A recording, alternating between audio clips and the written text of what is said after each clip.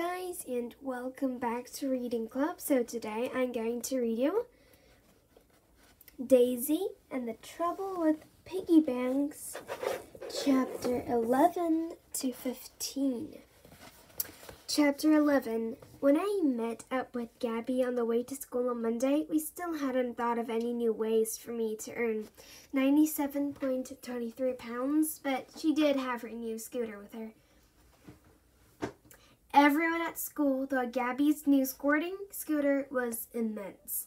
Apart from Zach Beachwhistle, because he was the first one who got squirted.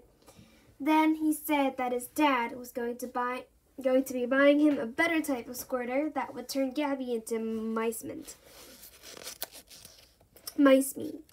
It was called a water cannon. It would be like a tank with a giant squirter on the front that was so immense it could knock you off your feet or pin you to a wall with one squirt. Nobody believed him, so Gabby squirted him again, and then chased him around the playground doing squirts, flashes, and alien gurgling chipmunk noises. The trouble with squirts, flashes, and alien gargling chipmunk noises is it's not only children who can see and hear them, it's teachers too.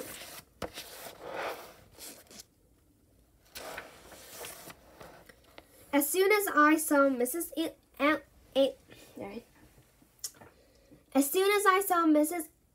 Allen and Mrs. Tompkins running across the playground with the frowns on their faces, I knew that Gabby was going to get into trouble, especially as Zach's friends, Colin Kettle and Harry Bayless, had started purposely daring Gabby to squirt them too.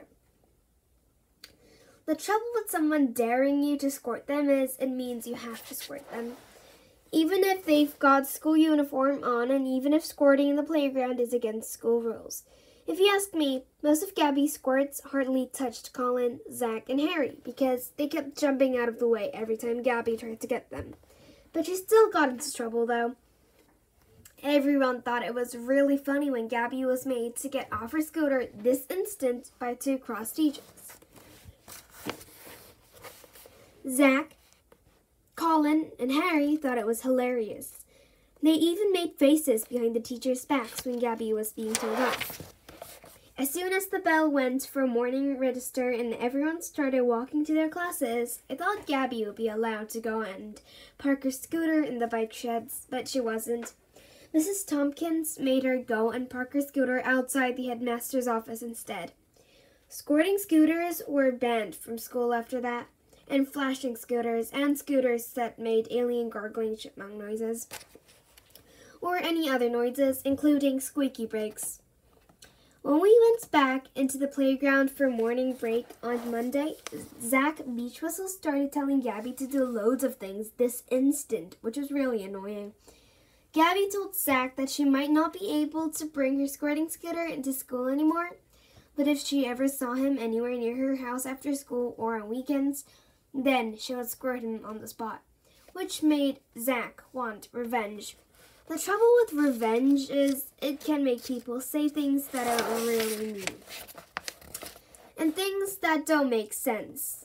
Zach told Gabby that no one squirted him or any of his friends and got away with it, so Gabby had better start watching her back.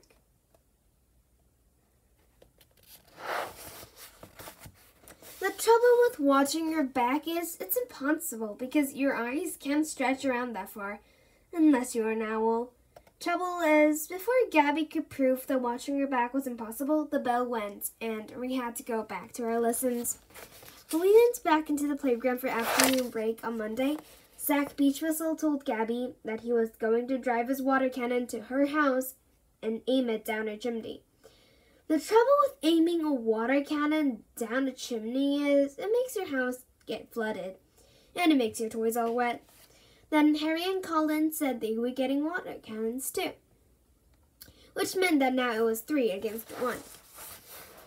The trouble with 3 against 1 is 3 against 1 isn't fair. So I told Harry, Zach, and Colin that if they wanted to get revenge against Gabby, then they would have to get revenge against me too. Zach said that if we wanted a war, then we should bring it on. By the time we left school on Monday, I had never wanted or needed a squirting scooter so badly. Or 97.23 pounds. Chapter 12. It was actually Thursday before Gabby came up with her genius idea for getting me all the money I needed. By then, our war with Zach, Harry, and Colin had kind of fizzled out. Both me and Gabby would still like to have given them all a good squirting, but Gabby wasn't allowed to bring her squirting scooter into school anymore, so no one was allowed to say the words squirting or scooter in class anymore. Plus, when we asked Zach Beachwhistle about his water cannon, he said it had got lost in the post.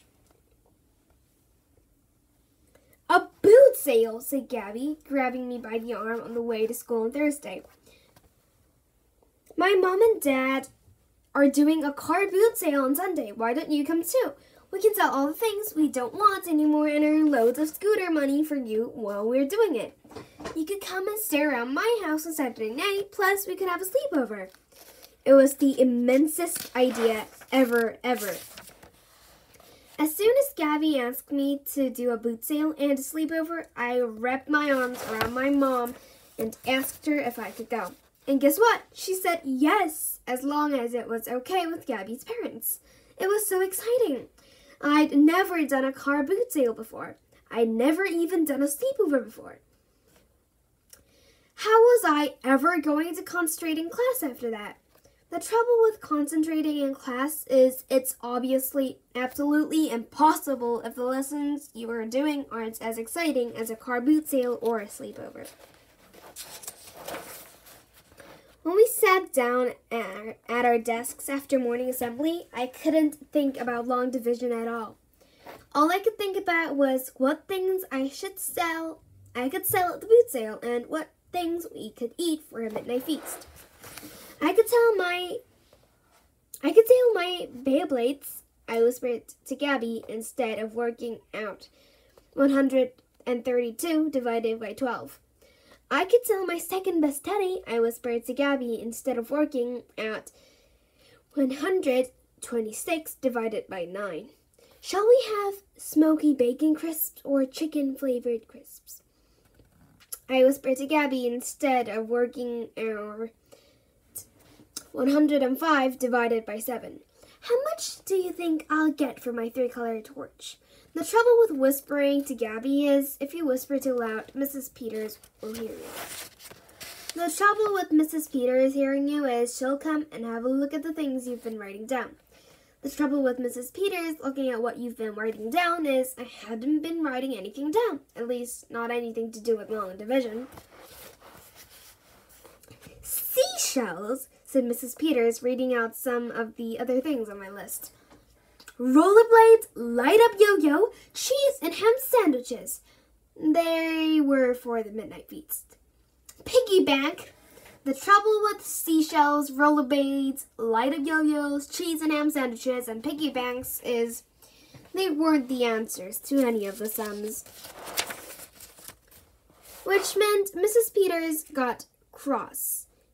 Which meant I had to go and stand in the corner of the classroom and face the wall and miss morning break, which was a bit annoying, really. It wasn't until lunchtime break that I was able to properly talk to Gabby about all the things we were going to sell at the boot sale and eat for our midnight feast. Gabby told me that the best things to sell at a boot sale were expensive things like PlayStations or Xboxes or their games. Then she told me that the best things to have for a midnight feast were sweets. When I told her that I didn't have an Xbox or a PlayStation, she said it didn't really matter. It was just that the more things are worth at a boot sale, the more money people will pay you for them. When I asked her about the sweets, she said that the more sweets we could get, the better. As soon as we'd eaten our packed lunches, we went into the playground and sat on the quiet bench. Quiet benches are totally the best places to concentrate. In fact, I don't know why they don't put quiet benches in classrooms as well. By the time our lunchtime break was over, we had written 2 long lists of all the things we could think of to sell at a boot sale, plus a joint list of all the things we could think of to eat and drink at our midnight feast. This is my list. This is Gabby's list.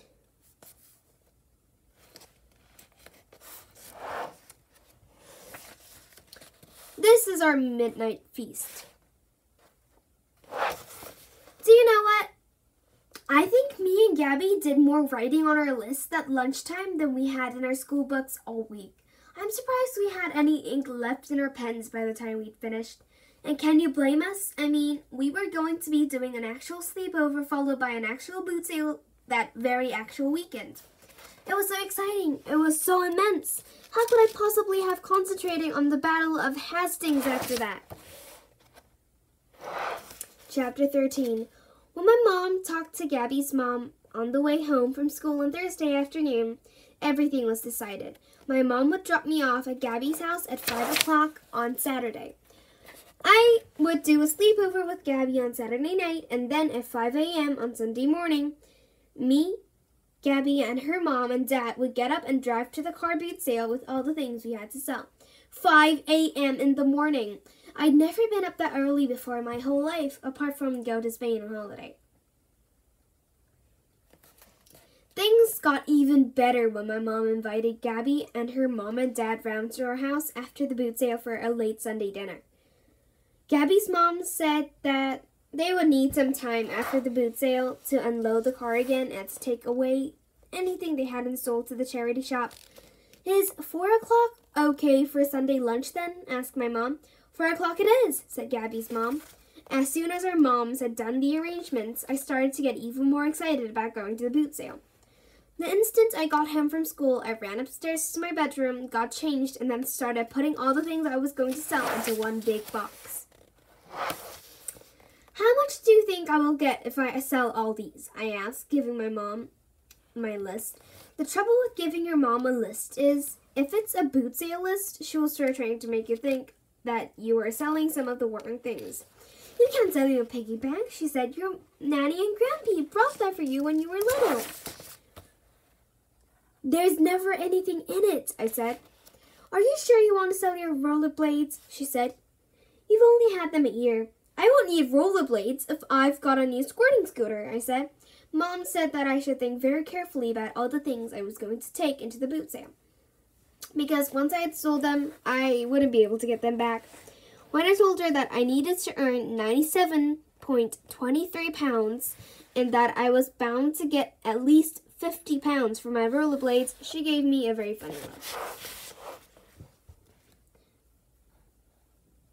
I think you might find that people who go to car boot sales won't want to pay as much as you want them to pay, she said. They will when they see what I'm selling, I said. Why are you selling your seashells? She asked. You love those seashells. You brought them at the airport in Spain. When I told her that if you put your ear to a Spanish seashell, the sound of the sea is in the wrong language, she told me I was being silly. Daisy, she said, I know how much you would like to have a scooter, just like Gabby's, but selling all of your toys is a very drastic way of going about it. Toys are part of our childhood. Toys are part of growing up. Toys are special. I wish I had kept some of the toys I played with as a child. I didn't even know toys were invented when my mom was a child. In fact, I'm not sure my mom was ever a child, at least not a proper child like me and Gabby. When I told her that my second favorite teddy had been giving me funny looks for no reason, she said that was no reason to sell a teddy at all. When I told her that my light of yo-yo kept going up when it was meant to go down, she said this had nothing to do with the yo-yo and everything to do with me, which is a lie. Honestly, whose toys were they anyway? Not my mom's, mine. By the time I put my pajamas on, cleaned my teeth, and got into bed on Thursday, the only thing my mom had actually forced me to take out of my box was my school uniform. If you think you are selling your school uniform at a car boot sale, Daisy, you can think again, she said. So I did think again. I thought again all through breakfast, all the way to school, and all through lessons in class on Friday.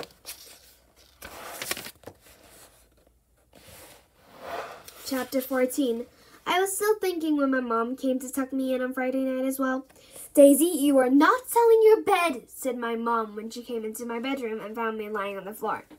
When I told her that I had decided to sleep on the carpet from now on, she still said no.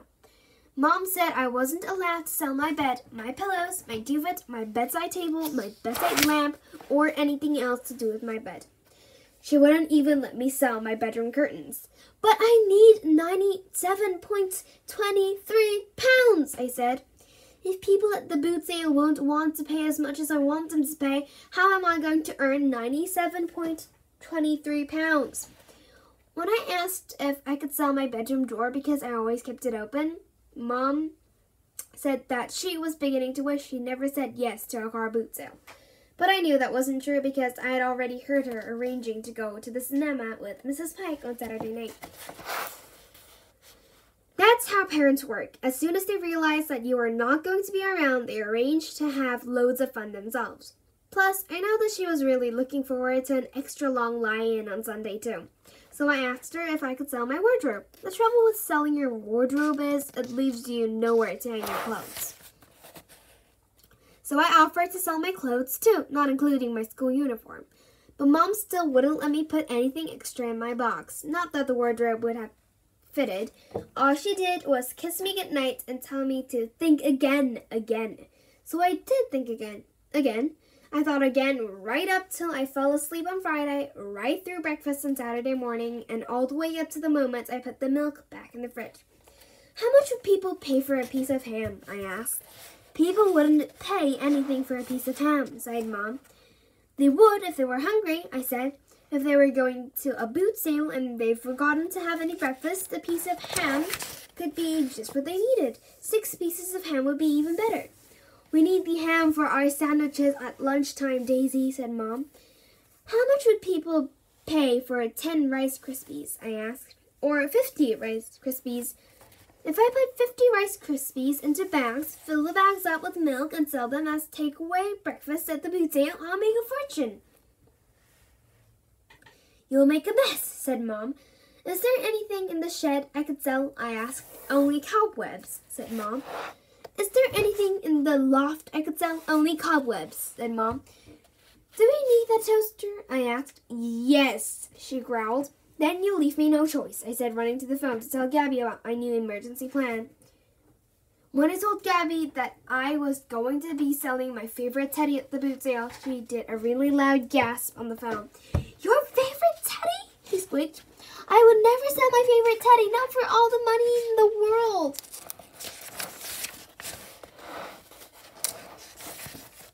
Trouble is, she was already the lucky owner of a squirting scooter that did flashes and really cool noises, so it was easy for her to say that. But if I sell my favorite teddy, it might get 97.23 pounds for it, I said. If I get 97.25 pounds for it, I wouldn't have to sell any of my other things. But Gabby still kept doing loads of gasps. I think the idea of taking something special to sell at a boot sale is a really good one, Daisy, she said. But I would only sell my favorite teddy if I were really, really desperate.